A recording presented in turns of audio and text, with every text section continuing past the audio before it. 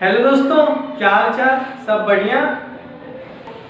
स्वागत है आपका एजुकेशन बाबा जी में। मैं हूं अभिषेक कुमार और आज हम लेकर के आए हैं केमिकल रिएक्शंस एंड इक्वेशंस का लेक्चर नंबर 2। इस लेक्चर में हम एनसीईआरटी को लाइन बाय लाइन डिटेल में पढ़ेंगे और उसे समझेंगे। लेक्चर के बाद तुम्हें नोट्स डिस्क्रिप्शन में मिल जाएंगे और उस नोट्स में तुम्हें कुछ इम्पोर्टेंट क्वेश्चंस मैं दे दूंगा जो कि तुम्हें घर में लेक्चर के बाद तुम्हें होमवर्क के रूप में उसे सॉल्व करना है और सॉल्व करने के बाद तुम कमेंट में नीचे डन लिखोगे। ठीक है, तो आओ बिना देरी किए स्टार्ट करते हैं। लेक्चर नंबर 1 में हमने इस चैप्टर के इंट्रोडक्शन के बारे में पढ़ा था और 3 एक्टिविटीज़ जो थी उनके बारे में बात की थी। अगर आपने वो वीडियो अभी तक नहीं देखा है तो जल्दी से जाके देखो, मैंने लिंक डिस्क्रिप्शन में डाल रखा है, तो वहाँ से भी देख सकते हो। आज हम स्टार्ट करने वाले हैं writing a chemical equations. Chemical equations को कैसे लिखेंगे उसके बारे में आज हम बात करेंगे। तो लाइन बाय लाइन पढ़ते हैं और समझते हैं। Is there any other shorter way for representing chemical equation? क्या वर्ड इक्वेशन, जो कि हमने पिछले लेक्चर में बात करी थी वर्ड इक्वेशन के बारे में, कि वर्ड इक्वेशन एक शॉर्टर वे है लिखने का, क्या वर्ड इक्वेशन के अलावे कोई और शॉर्टर वे है केमिकल इक्वेशंस को रिप्रेजेंट करने का? Chemical equations can be made more concise and useful if we use chemical formulae instead of words. Chemical equations जो होगा ना वो मोर कंसाइज और यूज़फुल होगा अगर हम वर्ड्स के जगह पे फॉर्मूला यूज़ करें। मीन्स अगर हम केमिकल इक्वेशन को फॉर्मूला के तौर पे लिखें। A chemical equation represents a chemical reaction. एक केमिकल इक्वेशन जो है केमिकल रिएक्शन रिप्रेजेंट करता है, केमिकल रिएक्शन रिप्रेजेंट करता है। If you recall formula of magnesium oxygen and magnesium oxide, the above word equation can be written as. तुम recall करो जो हमने पिछले लेक्चर में बात करी थी मैग्नीशियम ऑक्सीजन और मैग्नीशियम ऑक्साइड का, कि मैग्नीशियम जब ऑक्सीजन के साथ रिएक्ट करता है तो मैग्नीशियम ऑक्साइड देता है प्रोडक्ट साइड में। तो उस इक्वेशन को, वो एक एक्टिविटी था, उसे तुम याद करो और उसे हमने वहाँ पर वर्ड इक्वेशन में मेंशन किया था। अगर तुम उसे याद करोगे तो उस वर्ड इक्वेशन को हम केमिकल फार्मूला में ऐसे लिखेंगे। Mg हो गया मैग्नीशियम का ये सिंबल है, O2 ये ऑक्सीजन का है। ऑक्सीजन नेचर में O2 के फॉर्म में पाया जाता है तो इसलिए O2 लेते हैं सिंगल एलिमेंट को, और प्रोडक्ट साइड में आ गए MgO magnesium oxide. Count and compare the number of atoms of each element on the LHS and RHS of the arrow. प्रत्येक एलिमेंट का नंबर ऑफ एटम्स काउंट करो left hand side और right hand side इस arrow के left hand side और right hand side में count करो number of atoms हर एक एलिमेंट्स का। ठीक, is the number of atoms of each element the same on both the sides? क्या दोनों तरफ नंबर ऑफ एटम्स प्रत्येक एलिमेंट का सेम है? इफ़ नॉट, अगर नहीं, then the equation is unbalanced. तो इक्वेशन क्या है? अनबैलेंस्ड है। Because the mass is not the same on the both side of equation, क्योंकि इक्वेशन के दोनों तरफ मास सेम नहीं है। Such a chemical equation is a skeletal chemical equation for a reaction. एक स्केलेटल केमिकल इक्वेशन यहाँ कहने का मतलब है unbalanced chemical equation. Unbalanced chemical equation को ही स्केलेटल केमिकल इक्वेशन कहते हैं। ठीक, इक्वेशन 1.2, ये equation 1.2 is a skeletal chemical equation for the burning of magnesium in air. Magnesium का जलना एयर के प्रेजेंस में, जो ये इक्वेशन है ये एक स्केलेटल केमिकल इक्वेशन है, मीन्स अनबैलेंस्ड केमिकल इक्वेशन है। ठीक है, फील आ रही है? अब ये था कि केमिकल इक्वेशन हम कैसे लिखेंगे और बैलेंस्ड है कि अनबैलेंस्ड है इसके बारे में। अब हम बात करेंगे बैलेंस्ड केमिकल इक्वेशंस के बारे में कि भाई बैलेंस्ड केमिकल इक्वेशन क्या है, कैसे हम बैलेंस्ड करेंगे केमिकल इक्वेशन को। तो चलो स्टार्ट करते हैं। अब हम बात करेंगे बैलेंस्ड केमिकल इक्वेशंस के बारे में। फील आ रही है, अच्छे से समझ आ रहा है, ना, क्लियर है, कोई दिक्कत नहीं है? नहीं सर, कोई दिक्कत नहीं है। मैं ये जो पढ़ा रहा हूँ और मैं जहाँ जहाँ मार्क कर रहा हूँ डिस्क्रिप्शन में डाल दूँगा। आपको इस लेक्चर से आपको डिस्क्रिप्शन में होमवर्क भी मिलेगा। Balanced chemical equation, recall the law of conservation of mass that you studied in class 9th। Class 9th में जो तुमने पढ़ा था law of conservation of mass, उसे याद करो।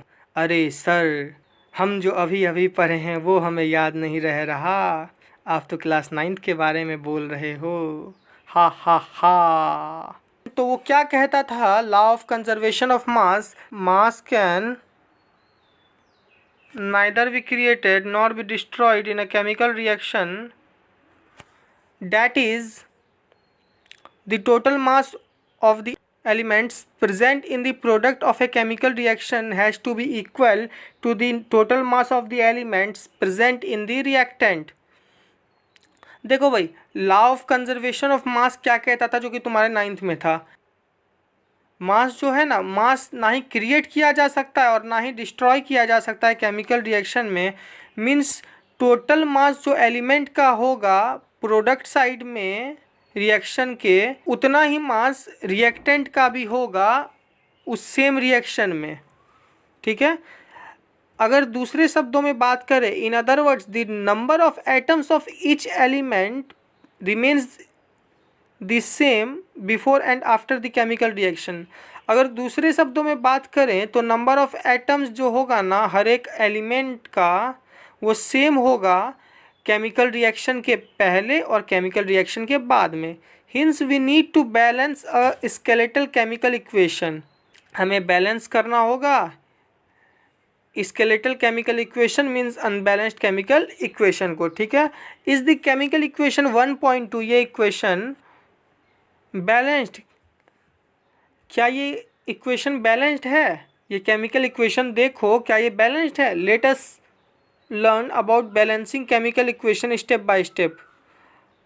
तुम्हें तो अभी तक ये पता नहीं कि ये बैलेंस्ड है या फिर नहीं है, तो अब हम सीखते हैं कि बैलेंसिंग अ केमिकल इक्वेशन को बैलेंस करना स्टेप बाय स्टेप अब हम सीखेंगे। ठीक है, The word equation for activity 1.3 may be represented as activity 1.3 जो कि हमने फर्स्ट लेक्चर में कवर किया था। अगर तुम लोगों ने अगर उसे नहीं देखा है तो जल्दी से जाके देखो।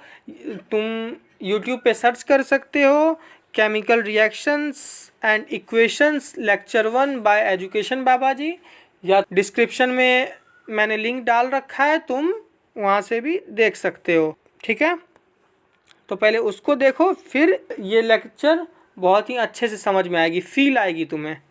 तो अब आते हैं अपने टॉपिक पे। The word equation for activity 1.3 में बी रिप्रेजेंटेड एज, इस तरह से रिप्रेजेंट किया गया है। Zinc plus sulphuric acid reactant के तौर पे हम लिए और प्रोडक्ट में हमें मिला जिंक सल्फेट एंड हाइड्रोजन।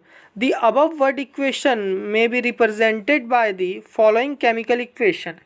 अब इसे हम केमिकल इक्वेशन में लिखते हैं। ठीक, इस तरह से रिप्रेजेंट किया गया है इसे।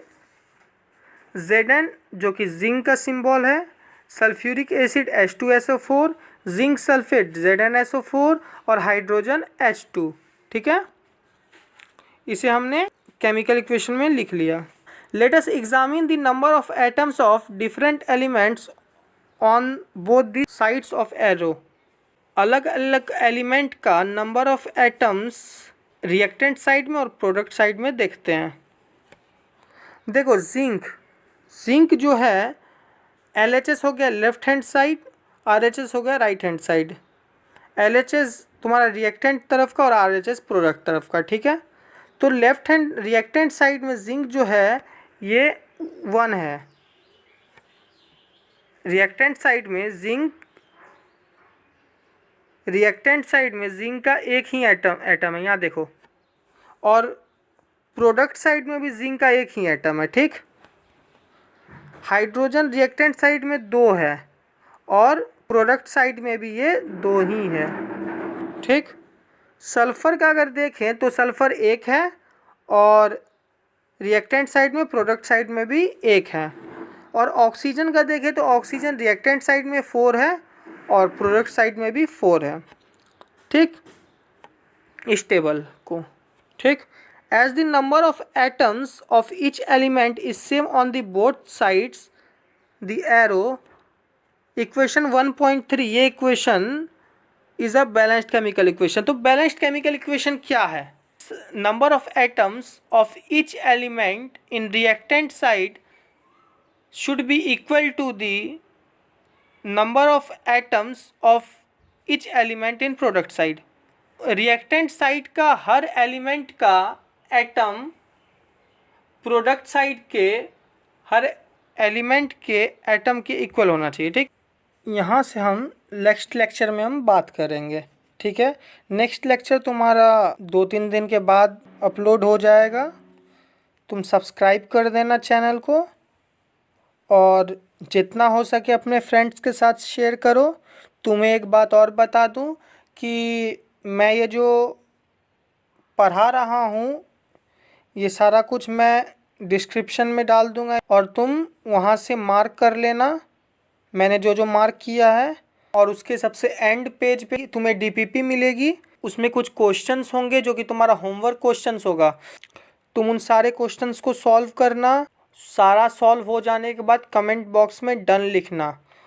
अगर किसी में दिक्कत हो, किसी में प्रॉब्लम आए तो तुम कमेंट कर लेना या तुम मुझे इंस्टाग्राम पे मैसेज कर सकते हो। मैं इंस्टेंट रिप्लाई देने की कोशिश करूँगा। इंस्टाग्राम का लिंक मैंने डिस्क्रिप्शन में डाल रखा है।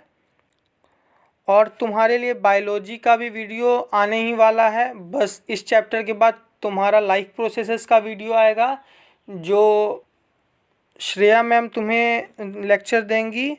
और मैं तुम्हें बता दूं कि वो अपने टाइम में डिस्ट्रिक्ट टॉपर रह चुकी है और उनका 97.65% मार्क्स आया था। अपने फ्रेंड्स के साथ शेयर करो वीडियो को और उन्हें भी बताओ कि अब तहलका मचने वाला है। अब हर एग्ज़ाम में 4 के आना है, चाहे वो स्कूल का हो या फिर चाहे वो मेन एग्ज़ाम हो। तो तब तक के लिए बाय बाय और अच्छे से पढ़ाई करो और सारे डीपीपीज़ को सॉल्व करना। अरे सर, क्या आप डीपीपी दे रहे हो? यहाँ तो हमें लेक्चर देखने का मन नहीं करता इस लॉकडाउन में, और आप हमें डीपीपी दे रहे हो। ये कैसा अन्याय है सर? ये अन्याय नहीं है बच्चा, ये अन्याय नहीं है। तुम उन सारे क्वेश्चंस को कर लेना। और वो जो क्वेश्चंस जो मैंने दिए हैं वो सारे रिसेंटली आए हुए हैं और उनके आने की प्रोबेबिलिटी भी बहुत ज़्यादा है, ठीक है। तो तब तक के लिए बाय बाय।